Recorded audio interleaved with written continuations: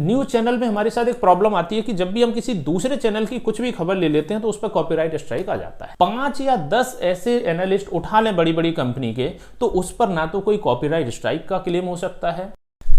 नमस्कार दोस्तों, एक बार फिर से स्वागत है आपका हमारे चैनल में। और आज हम बात करेंगे एक पुराने टॉपिक पर जिसमें हमने कई बार पहले भी डिस्कस किया है कि अगर हम चाहते हैं अपने चैनल को मजबूत बनाना, साथ में हम अपनी खुद की जानकारियों को भी मजबूत करना, उसके लिए हमें एक पर्टिकुलर टॉपिक विशेष पर ज़्यादा से ज़्यादा खबरें निकालना चाहिए, या हम कह सकते हैं एक प्लेलिस्ट या एक स्पेशल कैटेगरी हमें अपनी वेबसाइट या यूट्यूब चैनल पर बनाना चाहिए। इससे क्या होगा, देखिए जैसे एक एग्जांपल के तौर पे आजकल हम देख रहे हैं कि कहीं ना कहीं बहुत सारे इस तरह के एप्लीकेशंस आजकल आए गए हैं जो कि शेयर मार्केट को बहुत उन्होंने ईजी बना दिया। और कई बार लोग इंस्टाग्राम पर, फेसबुक पर रील्स देखकर इसमें अपना एक बेनिफिट ले रहे हैं, या कई बार उनको लॉस भी हो रहा है अगर बिना नॉलेज के काम करते हैं। तो यहां पर हमारे पास दो ऐसे तरीके हैं जिनसे हम अपनी नॉलेज तो बढ़ाएंगे ही, साथ में लोगों तक अपने चैनल की अच्छी रीच बना सकते हैं। कैसे? क्यों ना हम ऐसा करें, इस टॉपिक पर अपना एक कैटेगरी तैयार करें। अब देखिए, जब हम एक पर्टिकुलर टॉपिक पर कैटेगरी बनाते हैं तो हमें कहीं ना कहीं उस कैटेगरी से रिलेटेड डीप रिसर्च भी करनी पड़ेगी और डेली हमें उसके एनालिसिस को प्रेजेंट करना है।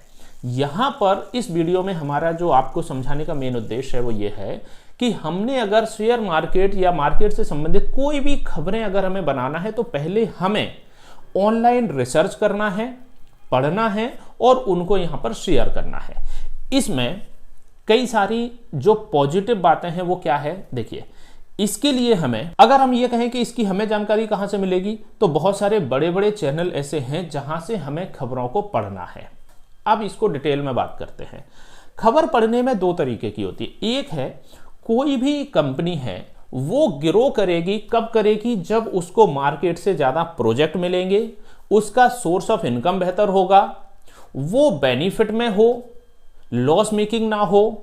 ये सब चीजें ऐसी हैं जो कंपनी को बड़ा बनाती हैं।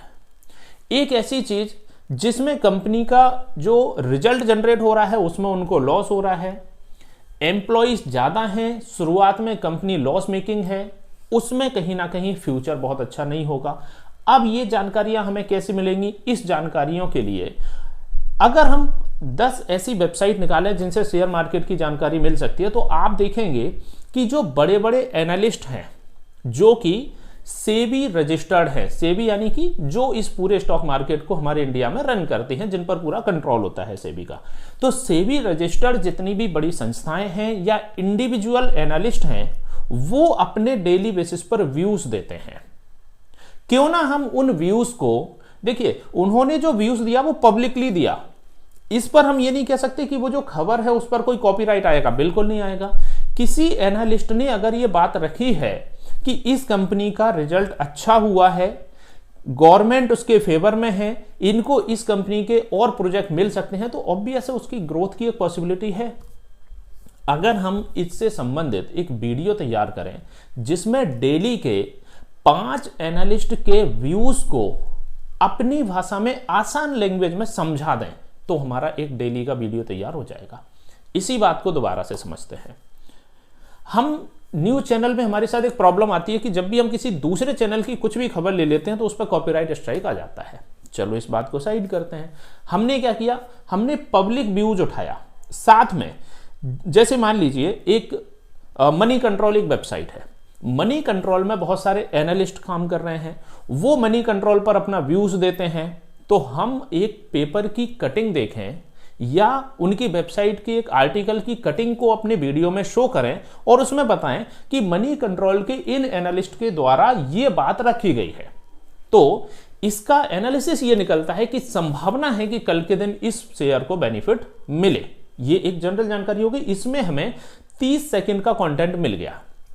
अगर हम ऐसे ही करके डेली बेसिस पर 5 या 10 ऐसे एनालिस्ट उठा लें बड़ी बड़ी कंपनी के, तो उस पर ना तो कोई कॉपीराइट स्ट्राइक का क्लेम हो सकता है और हम अपने व्यूज भी दे रहे हैं और हमारी खुद की जानकारियां भी इंक्रीज हो रही। अब अगर मान के चलते हैं, देखिए यहां पर डिस्क्लेमर भी कई सारे ऐसे होते हैं कि हम अगर मान लीजिए आप या हम में से कोई भी एक व्यक्ति ऐसा है जो जानबूझकर उस चीज में काम भी कर रहे हैं और वो चाहते हैं कि हम उसी चीज को प्रमोट करें जो हमारे पास है, तो ये गलत है। आप ऐसा नहीं कर सकते। क्यों नहीं कर सकते? क्योंकि आप कोई रजिस्टर्ड एनालिस्ट नहीं है, आप कोई सेबी रजिस्टर्ड एनालिस्ट नहीं है, आप कोई ऑथोराइज व्यक्ति नहीं है जो किसी मार्केट के बारे में, शेयर के बारे में बेहतर प्रेडिक्शन कर सकें। आप बिल्कुल नहीं कर सकते।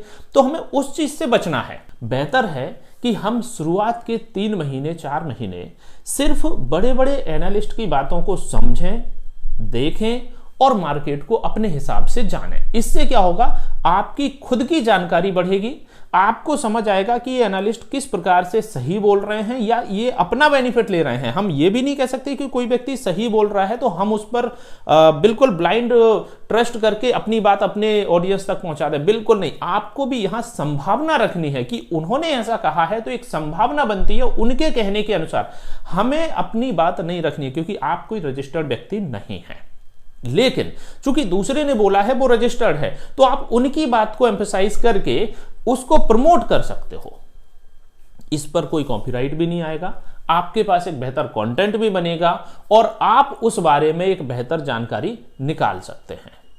इससे आपको अपना जो वीडियो बना रहे हैं या अपना रिटर्न कंटेंट ले रहे हैं, चूंकि ये ऐसे टॉपिक हैं जिनको आज बहुत सारे व्यूअर्स पढ़ रहे हैं, उसको यूटिलाइज भी कर रहे हैं रियल बेसिस में, उनको समझ रहे हैं, उसमें कई बार अगर नॉलेज कम है तो गलतियां भी कर रहे हैं। इस चीज को हम ऐसे नहीं कहेंगे कि आप खुद इस पर काम करिए।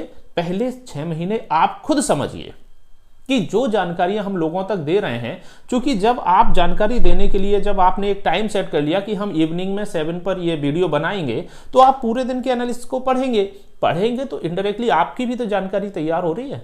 आप 10 वेबसाइटों को डेली पढ़ रहे हैं, आज आपने 10 पॉइंट आपने वीडियो के लिए, मैटर के लिए निकाल लिए, उससे आपकी जानकारी बढ़ी। अब कल के दिन अगर आपने 6 महीने बाद आप खुद उसको जब एक्सपर्ट हो जाओगे और अगर आप उसको रियल में इंप्लीमेंट भी करोगे तो आपका भी एक फायदा बन सकता है। क्यों? क्योंकि आप पिछले 6 महीने से लगातार डेली बेसिस पर 2-2 4-4 घंटे उस पर स्टडी कर रहे हो, तो आपको भी तो इसका बेनिफिट मिलेगा। इनडायरेक्टली इस वीडियो को बनाने का हमारा मेन उद्देश्य यह था कि अगर हमें भी किसी टॉपिक पर जानकारी लेना है तो उसकी एक प्लेलिस्ट बनाकर एक कैटेगरी को फाइनलाइज करके आप उस पर डीप रिसर्च करके वीडियोस बनाएं या खबर अपनी निकालें। एग्जाम्पल और भी हैं। आप ऑटोमोबाइल सेक्टर में चले जाइए। आजकल क्या हो रहा है, 4 व्हीलर सेगमेंट में बहुत सारे नए नए मॉडल्स लॉन्च हो रहे हैं, बहुत सारी नई नई कार्स ऐसी आ रही हैं, नए नए फीचर्स आ रहे हैं और उनका कॉस्ट कंपैरिजन हुआ या उनके फीचर्स को एक्सप्लेन करना हुआ। आपने देखे होंगे कई सारे ऐसे चैनल बने हुए हैं जिसमें लोग पर्टिकुलर नई लॉन्च हुई व्हीकल के बारे में पूरी जानकारियां दे रहे हैं, प्राइस बता रहे हैं, कौन सा मॉडल आपके लिए बेहतर है, कौन सा आपका कॉस्ट एफिशिएंट है, कौन से फीचर इसमें नए आए हैं, वायरलेस चार्जिंग है, नहीं है, किस तरह का व्हील है। ये सब चीजें जब आप डिटेल में बताएंगे तो इनडायरेक्टली आपकी जानकारी तो बढ़ेगी ही, साथ में जो लोग इससे संबंधित आर्टिकल निकाल रहे हैं वहां पर आपकी वेबसाइट गूगल में सर्च में आएगी। अब जब हम मल्टीपल खबरें लेते हैं ना, तो हम यहां ना तो राजनीति के रहे, ना क्राइम के रहे, ना लोकल के रहे, ना बाहर की देश विदेश की जानकारी के रहे, वहां थोड़ा सा हमारी वेबसाइट, हम ये नहीं कहेंगे कि वो नहीं चलेगी, बिल्कुल चलेगी और आप उन खबरों को भी रखिए अपने में, लेकिन एक सेगमेंट ऐसा रखिए जो आपका स्पेशलिस्ट है। इस पर भले ही आप डेली का सिर्फ एक खबर निकालिए, एक वीडियो निकालिए या हफ्ते में 3 निकालिए, इसमें भी कोई गलत बात नहीं है, लेकिन जो निकालें वो बहुत परफेक्ट निकालें और एक रिसर्च किया हुआ डेटा को आप प्रेजेंट करेंगे तो आपको एक बेहतर रिस्पॉन्स यहां पर मिलेगा। ये जो वीडियो हमारा बनाना था, इसका उद्देश्य सिर्फ यही था कि आपको एक टॉपिक विशेष के बारे में मोटिवेट किया जाए, आपको समझाया जाए कि उससे हमें एक बेहतर ऑडियंस भी मिलेगी और लगातार जुड़ने वाली ऑडियंस मिलेगी यहां पर, और सबसे इंपॉर्टेंट आपकी नॉलेज बढ़ेगी। इनडायरेक्टली उस नॉलेज का आप अपने बेनिफिट में भी यूज कर पाएंगे। इसलिए हमने यहां पर मार्केट का एक एग्जाम्पल लिया।